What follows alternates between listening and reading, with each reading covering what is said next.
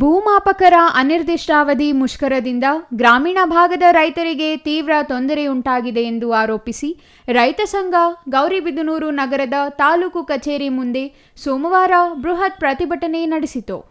ರೈತ ಸಂಘದ ಅಧ್ಯಕ್ಷ ಲೋಕೇಶ್ ಗೌಡ ಮಾತನಾಡಿ, ಜಮೀನು ಸರ್ವೆ, ಹದ್ದುಬಸ್ತು, ಪೌತಿ ಖಾತೆ ಸೇರಿದಂತೆ ವಿವಿಧ ಕೆಲಸಗಳು ಭೂಮಾಪಕರ ಅನಿರ್ದಿಷ್ಟಾವಧಿ ಮುಷ್ಕರದಿಂದ ಸ್ಥಗಿತಗೊಂಡಿದ್ದು, ರೈತರು ಕಚೇರಿಗಳಿಗೆ ಅಲೆದಾಡುವ ಪರಿಸ್ಥಿತಿ ನಿರ್ಮಾಣವಾಗಿದೆ ಎಂದು ಆಕ್ರೋಶ ವ್ಯಕ್ತಪಡಿಸಿದ ಅವರು, ರೈತರ ಜಮೀನು ಸಂಬಂಧಿತ ಕೆಲಸಗಳು ಸಂಪೂರ್ಣವಾಗಿ ನಿಂತು ಹೋಗಿವೆ. ಬೆಳೆ ಹಂಗಾಮಿನ ಸಂದರ್ಭದಲ್ಲಿ ದಾಖಲೆ ಸಮಸ್ಯೆಗಳು ಬಗೆಹರಿಯದೆ ರೈತರು ಸಂಕಷ್ಟ ಅನುಭವಿಸುತ್ತಿದ್ದಾರೆ.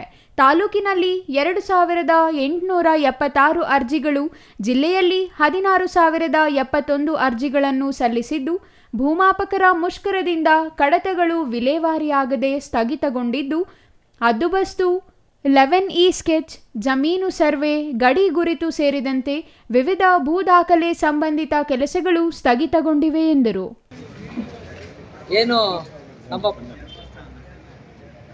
ನಮ್ಮ ಪರವಾನಿಗೆ ಭೂಮಾಪಕರು ಸುಮಾರು ಪ್ರತಿಭಟನೆ ಮಾಡಿ 3 ತಿಂಗಳಾಗಿದೆ. ಅವರ ಬೇಡಿಕೆಗಳನ್ನ ಈಡೇರಿಸಿ ಅಂತ ಕೇಳ್ತಾ ಇದ್ದಾರೆ.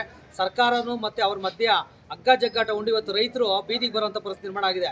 ಇವತ್ತು ಸುಮಾರು ಈ ಬೇಸಿಗೆಯಲ್ಲಿ ಅರ್ಜಿ ಕಟ್ಟಿರುವಂಥ 3 ತಿಂಗಳು 4 ತಿಂಗಳು ಮುಂಚೆ ಅರ್ಜಿ ಕಟ್ಟಿ 4 ತಿಂಗಳು ಅರ್ಜಿ ಕಟ್ಟಿ ಇವತ್ತು ಸಹ ಅವ್ರು ಹದ್ಬಸ್ತಾಗಿಲ್ಲ. ಕಾರಣ ಏನಪ್ಪ ಅಂದರೆ ಅವಾಗ ಒಕ್ಕಣಿಕೆ ಕಟಾವಾಗಿರುತ್ತೆ, ಹಾರ್ವೆಸ್ಟ್ ಆಗಿರುತ್ತೆ. ಇವಾಗ ಅದನ್ನ ಹದ್ಬಸ್ತ್ ಮಾಡ್ಕೋಬೇಕು ಅಂತ ಇತ್ತು.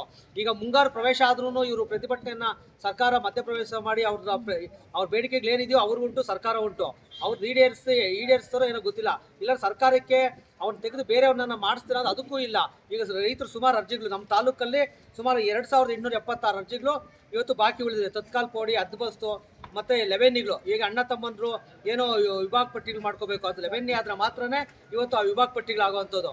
ಸುಮಾರು ಇವೆಲ್ಲ ಜೊತೆಯಲ್ಲೇ ಇಡೀ ನಮ್ಮ ಜಿಲ್ಲೆಯಲ್ಲಿ ಸುಮಾರು 16,071 ಅರ್ಜಿಗಳು ಇವತ್ತು ಉಳಿಕೆ ಇದೆ.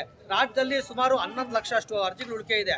ಇವೆಲ್ಲ ಇದ್ರೂ ಸಹ ಈ ರೈತರ ಬೇಡಿಕೆ, ರೈತರ ಸಮಸ್ಯೆಗಳನ್ನ ಪರಿಹರಿಸೋದು ಬಿಟ್ಟು ಅವರ ಒಂದು ಸ್ವಯಂ ಇದಕ್ಕೋಸ್ಕರ ಇವತ್ತು ಸರ್ವೇರ್ಗಳು ಅವ್ರ ಬೇಡಿಕೆಗಳು ಅವ್ರು ಒಪ್ತಾ ಇಲ್ಲ, ಅವ್ರ ಬೇಡಿಕೆಗಳನ್ನ ಇವ್ರು ಒಪ್ತಾ ಇಲ್ಲ ಅನ್ನೋ ಒಂದು ಮನಸ್ಥಿತಿಯಲ್ಲಿ ಇವತ್ತು ಹಗ್ಗ-ಜಗ್ಗಾಟ. ಇವತ್ತು ಸರ್ವೆ ಇಲಾಖೆ ಕಚೇರಿಯಲ್ಲಿ ಸುಮಾರು ಸಾವಿರಾರು ಕಡತಗಳು ಉಳಿದಾ ಇದ್ದಾವೆ.